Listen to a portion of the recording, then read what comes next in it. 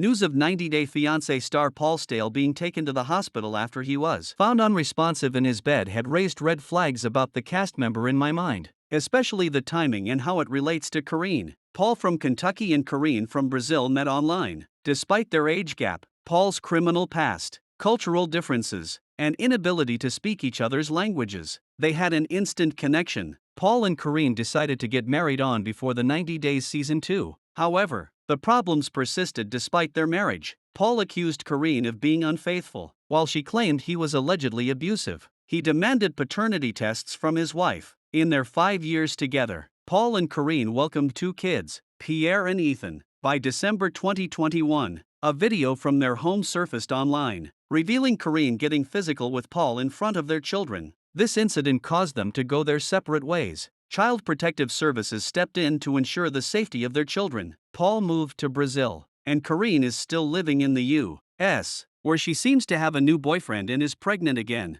On March 18, 2025, an update from a friend of Paul, via 90dayfiance_Alexa, who claimed to be a medical professional, was posted on Paul's Instagram stories. The person claimed that he was given the key to Paul's home and his Instagram login information to post any medical emergencies that would leave him unable to communicate easily. The note added that Paul reportedly sent strange, depressed messages and instructed someone to check on him and his pets if they didn't hear from him in 24 hours. Concerned that Paul might engage in harmful behavior or self-harm, the friend visited him after work. The person using Paul's Instagram alleged there was a prescription anxiety medicine bottle and an empty bottle of wine next to Paul, who was breathing shallow and had very low heartbeat. As per the note, Paul was taken to the hospital and added, in his medical state and depression, he really should not be living alone in a foreign country. Meanwhile, a few hours later, a second post mentioned that Paul was alive and will be okay, but asked for Paul's medical or travel insurance details.